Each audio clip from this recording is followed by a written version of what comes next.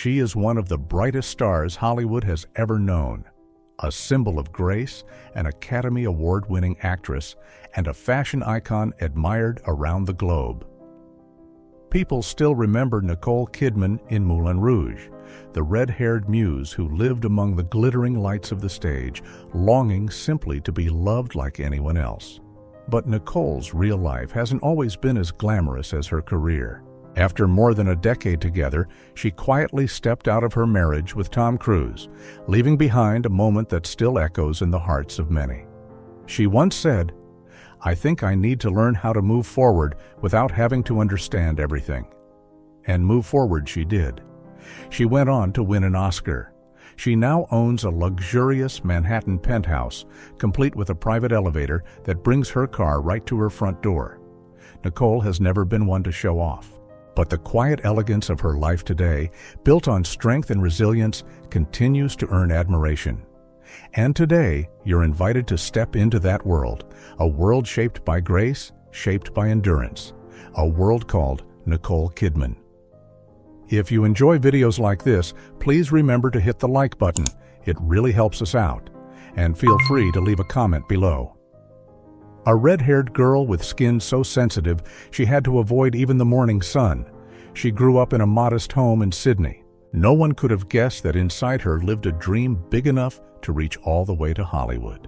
What draws people to Nicole Kidman isn't just the fame she's achieved, it's how ordinary, even timid, her beginnings were. Born in 1967 in Honolulu, Hawaii, Nicole was given the middle name Hokulani, which means heavenly star in Hawaiian. And yet, that star began its quiet rise in the leafy suburb of Longueville in Sydney, far from the spotlight. Nicole's childhood was shaped by the small house nestled among trees. Her father was a psychologist, her mother a nurse, both hard-working, devoted people who gave everything they had to support their two daughters. Financial struggles were a constant in the Kidman household, and her parents had little time to spare. But Nicole never complained. She understood and held no resentment. From a young age, Nicole stood apart. While other children played outside, she spent most of her time indoors, her fair skin too sensitive for sunlight. Her afternoons unfolded under the soft glow of living room lamps, surrounded by books, films, and the magic of old screenplays. The Wizard of Oz was a favorite. Lines like, "There's no place like home" were more than just words. They were quiet companions for a girl trying to make sense of the world. Her early years might have stayed that way, humble, yet peaceful, if life hadn't intervened. Just as Nicole turned 17, her mother, Janelle, was diagnosed with breast cancer. Nicole took on massage training and part-time work to help cover treatment costs, all while quietly holding on to her dream of becoming an actress. The road ahead wasn't smooth. As a child, Nicole had a slight stutter, making it difficult to speak in front of others. But instead of retreating from her ambitions, she searched for ways to overcome them. Ballet had entered her life at age 3, not as a spotlight performance, but as a way to understand her body, to learn discipline, and to move with grace. Her teenage years were marked by quiet determination. She secretly enrolled in acting classes at the Phillip Street Theater, where she would later meet Naomi Watts. It was there that, for the first time, a teacher told her she had genuine emotional depth. Nicole's journey wasn't built on flash or attention. She took a different path, one defined by inner stillness, not spectacle. At 16, she left high school to study full-time at the Australian Theatre for Young People. No diploma, no guarantees, no red carpet, just a belief in what she loved and the courage to follow a path few dared to take. She was once the shy girl backstage, trembling as she read her lines in acting class. A girl who once dreamed that someday she might walk an international red carpet alongside Tom Cruise. What she never expected was that this dream, quietly cherished, was about to become real. Through determination alone, she made it to a place few could imagine, but she also endured trials that most could never bear. Nicole Kidman began her acting career with small, unassuming roles, without fanfare, without the spotlight. But step by step, she carved out her own path. Her first film, Bush Christmas, 1983, gave her early experience on camera. But it was the television miniseries Vietnam, 1987, that marked a turning point, bringing her genuine recognition in Australia. That project didn't just win her a place in the hearts of audiences at home, it also moved her one step closer to an international career. What's remarkable is that Nicole didn't begin with fireworks. She wasn't a child star like Drew Barrymore. She didn't burst into Hollywood wrapped in glamour like Julia Roberts. While Julia quickly became America's sweetheart with her dazzling smile, Nicole chose a different route: quiet, persistent. She trained herself to speak with a flawless American accent, studied every expression, every movement, so that each performance wasn't just beautiful, but carried emotional weight. Then came 1990, a turning point. Nicole was cast in Days of Thunder, a film that brought her to Hollywood and introduced her to Tom Cruise. They married soon after, becoming one of the world's most talked-about couples. But behind the scenes, Nicole was working tirelessly to prove herself, determined not to be overshadowed by her famous husband. Roles in Batman Forever, 1995, and Portrait of a Lady, 1996, revealed her remarkable range. Nicole didn't allow herself to be boxed into a single image. She took on both commercial hits and serious dramatic work, something not many actresses dared to do at the time. She once said, "I never choose the easy scripts because I never want to repeat myself." Her moment of highest acclaim came in 2002 when she won the Academy Award for Best Actress for her role as Virginia Woolf in The Hours. It was a deeply emotional performance that required immense vulnerability, a powerful reflection of the long, quiet journey she had traveled. From a sensitive young girl in Sydney, she had grown into a woman capable of carrying the most complex roles modern cinema had to offer. In the early 2000s, Nicole expanded her influence behind the camera. Through her production company, Blossom Films, she began selecting her own roles and producing stories that centered on women, on real emotions, on themes often overlooked by male producers. Projects like Rabbit Hole, Big Little Lies, and The Undoing proved she was not only a gifted performer, but also a thoughtful storyteller. Alongside her artistic success came financial stability. Thanks to carefully chosen roles, luxury brand endorsements, and wise investments, Nicole gradually built an impressive fortune, laying the foundation for the elegant, refined lifestyle she enjoys today. There was a time when she worked part-time jobs to help pay for her mother's cancer treatments. Today, she owns prime real estate across 3 continents. Yet the most valuable thing she's earned is the freedom to live on her own terms, with grace, independence, and purpose. When someone has held an Oscar in their hand and earned admiration around the world, people often wonder, what else could Nicole Kidman possibly long for? The answer lies not just in what she says, but in where she lives, how she moves through the world, and the quiet, refined pleasures that only someone like her would choose. Manhattan, a sky-high sanctuary just for Nicole and the city, perched atop a Chelsea high-rise in New York City, is Nicole Kidman's private escape, a $9.6 million penthouse she calls her pause button from the city's relentless pace. It's not just luxurious, it features a rare amenity, a private car elevator that brings her vehicle right to the door. Nicole steps out of her Audi in a private basement, walks directly into a sunlit living room. No assistants, no door to open. Everything is automatic, seamless, quiet, just the way she prefers. She sets her bag on the stone table, removes her scarf, and steps onto a glass balcony overlooking the Hudson River. In the evenings, as the sun drapes the skyline in gold, she often sits beside her white piano, softly tapping out melodies as she reflects on her next role. The apartment doesn't shout wealth. It silences the noise of America's busiest city, if only within its walls. Beverly Hills, a discreet home in a loud world. In a city where the paparazzi circle like hawks, Nicole has chosen a far more private refuge. A $8 million villa nestled behind towering greenery in Beverly Hills. There's no flashy gate, no nameplate, just a winding drive through mature trees to a soft-colored stone house. In the early morning, Nicole might walk barefoot through the garden, hair in a bun, wrapped in a white robe.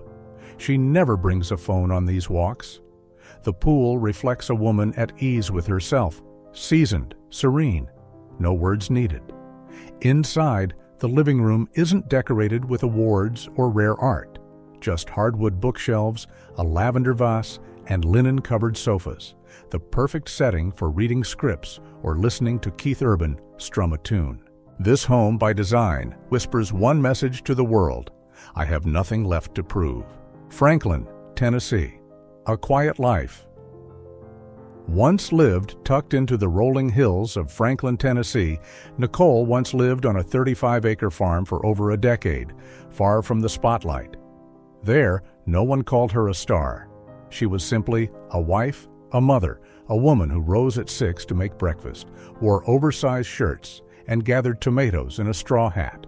The main house, white wood with a wraparound porch, became a place of quiet rituals. Each evening, Nicole would sit with a glass of red wine, watching the forest change with the seasons. Inside, the floors creaked gently with every step. She once told Keith, "We don't need a big house. We just need somewhere we can breathe."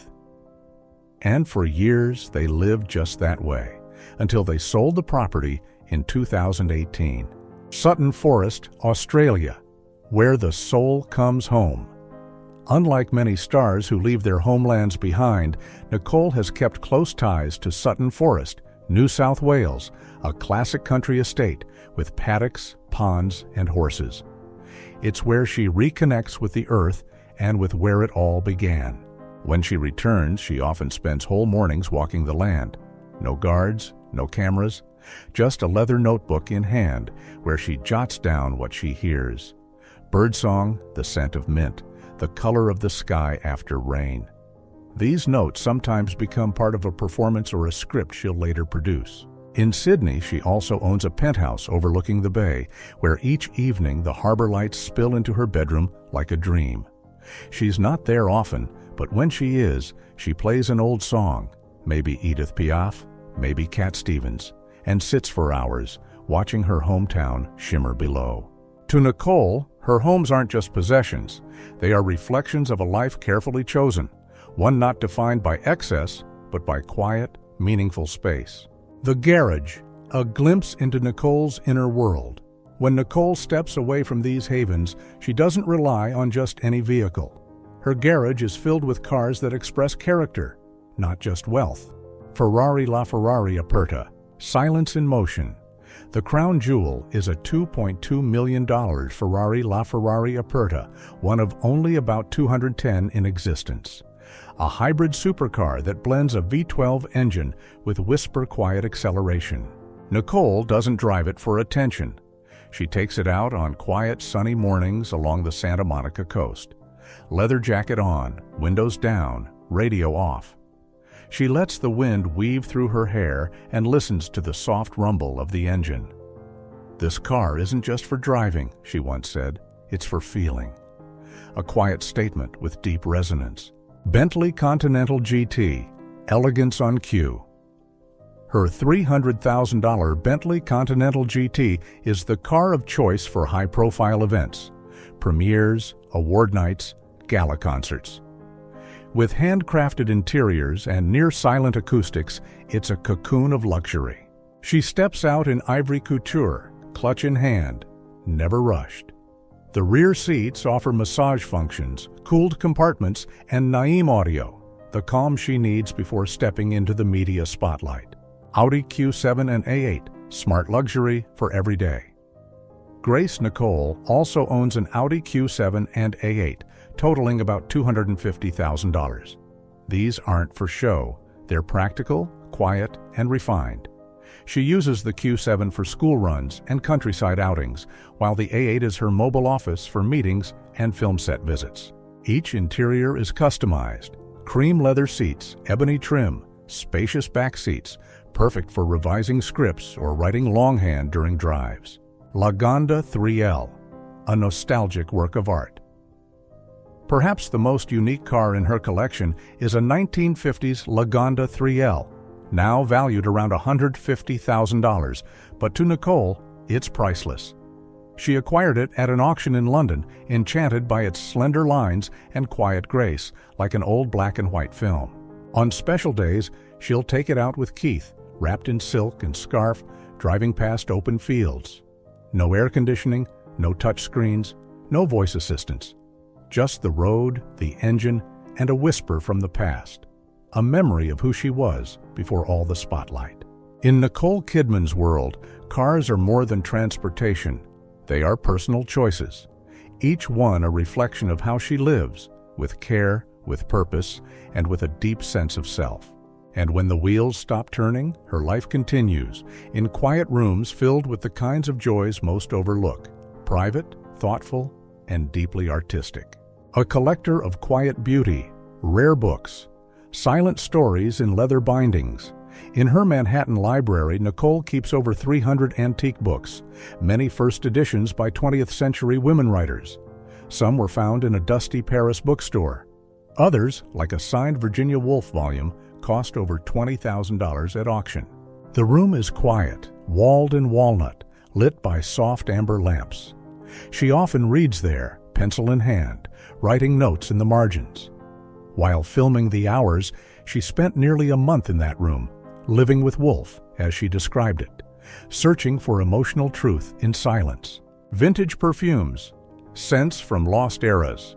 In a password-protected armoire, she stores her vintage perfume collection, mostly from 1920s to 1970s, many long discontinued.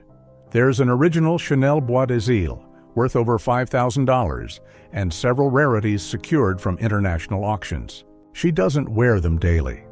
But for special moments, Nicole chooses one carefully, as an artist selects a color palette. For her, fragrance isn't just about smell. It's a memory in a bottle, waiting to be breathed back to life. Piano. Private notes in a noisy world. Though she rarely plays in public, Nicole has played piano since childhood. Today, it remains her anchor. In the living room of her Beverly Hills home stands a $120,000 Steinway. Not showy, just quietly exquisite. Keith Urban once shared, "She never boasts about playing, but I've seen her spend hours repeating one Chopin passage, like each note needed to land in exactly the right breath." For Nicole, luxury isn't diamonds or private jets. It's the right to slow down, to cherish the delicate things, and to be herself in a world that constantly demands change. But that elegance hasn't always been understood. Over the course of her career, Nicole Kidman has weathered doubt, public scrutiny, and relentless pressure. And yet, she's built a life not on noise, but on depth. And in that depth, she's become something more than a movie star. She's become a symbol of what it means to live well, quietly, truly, and entirely on her own terms. Some scandals can bring a career crashing down overnight, but there are those who choose silence, not as weakness, but as strength. They walk through the storm without fanfare, not because they're untouched, but because they understand what truly matters. Nicole Kidman is one of those people. The divorce from Tom Cruise, quietly weathering the storm. Holding on to herself. After more than a decade together, Nicole Kidman and Tom Cruise ended their marriage in 2001, without dramatic statements, without drawn-out interviews. At one time, they were one of the world's most beloved couples, movie stars on the red carpet, with 2 adopted children and a picture-perfect public image. Nicole didn't choose to point fingers. She didn't write a tell-all memoir. She didn't go on talk shows to explain. She simply said, "There are things in life that are not yours to control." When the news broke, much of the media speculated that Scientology, Tom Cruise's faith, played a part in the growing tension. In 2015, an allegation surfaced that Nicole had been under surveillance, yet she never confirmed it. She didn't deny it either. She stayed true to the approach she's always taken: no rebuttal, no reliance on noise. After the divorce, their two adopted children, Isabella and Connor, chose to live with their father. The emotional distance led many to question the relationship, but Nicole remained firm in her response. "I love my children. Love doesn't come with conditions." Her calm resolve reminded many of Elizabeth Taylor, another icon who carried herself with grace through life's upheavals. And remarkably, Nicole's career didn't falter. In fact, just a year later, she won the Academy Award for The Hours. It was a powerful answer, not spoken, but lived, memories of motherhood and unconventional choices. Nicole has quietly shared parts of her journey through motherhood, including an ectopic pregnancy and a miscarriage, confirmed in a rare 2013 interview. But she never chose to linger in pain. Instead, she moved forward, adopting early on, and later giving birth to two daughters with Keith Urban well into her 40s. It was a path that required both strength and independence. No headlines ever called her motherhood timely. But in that, perhaps, lies her real impact. She gave hope to those who've walked through quiet heartbreak and came out stronger. To Nicole, scandal has never defined a person. It's a chapter of challenge, and how she moves through those chapters is what makes her memorable beyond the spotlight. Because when you've lost things that truly matter, family, trust, you begin to see the real worth in what you give back. And Nicole gives quietly, consistently, not through words, but through presence, resilience, and grace. Some people seek to leave their mark through fame, but others, like Nicole Kidman, choose to leave something quieter, something deeper: compassion. For decades, Nicole Kidman has captivated audiences with her powerful performances. But beyond the screen, she has used her fame to serve values that reach far beyond the world of entertainment. Since 1994, she has been a goodwill ambassador for UNICEF, a role she continues to fulfill quietly to this day. She doesn't make grand speeches or stage photo opportunities. Instead, she visits conflict zones, meets with children, listens to their stories, and works steadily to support programs in education, healthcare, and psychosocial development. Her contributions to UNICEF have surpassed $1 million, not through publicity, but through consistent, meaningful action. Her dedication to supporting women is just as unwavering. As a global ambassador for UN Women, Nicole has been at the forefront of the Say No, Unite to End Violence Against Women campaign, helping to gather over 5 million signatures worldwide. But she didn't stop there. She's also provided financial support and advocacy for domestic violence shelters in San Francisco and Sydney. These are places she believes offer women a fresh start. For Nicole, this isn't just philanthropy. It's a deeply personal response to the challenges she has faced in her own life. There's also a tender place in Nicole's heart that traces back to her mother, who battled breast cancer. That experience left a lasting imprint. In the years since, Nicole has become actively involved in awareness and fundraising efforts for breast cancer research. She once designed a T-shirt for the Little T campaign, a seemingly simple gesture, yet one that rallied the fashion world and raised hundreds of thousands of dollars for the cause. Nicole has never forgotten her roots in Australia. Quietly and without fanfare, she has supported the very arts institutions that help shape her, most notably the Australian Theatre for Young People in Sydney. Many students have accessed arts education through scholarships in her name. In 2020, a new rehearsal space was unveiled there, the Kidman Studio, a tribute to the girl who began her journey on that very stage. When she's not filming or attending award shows, Nicole often shows up where cameras don't, sitting in the back rows of local sports events or attending quiet fundraising nights in Sydney with a wide-brimmed hat and little attention. No spotlight, no red carpet, but always present. To Nicole Kidman, compassion is not a side note to fame. It's the foundation of everything she chooses to do. She once said, "I don't want to be remembered only for the roles I played. I want to be remembered for helping someone stand back up." And perhaps, after all the films, the premieres, and the admiring glances, that may well be her greatest legacy, not as a star, but as a woman of dignity who lived her beliefs and brought kindness into a world that often needs it most.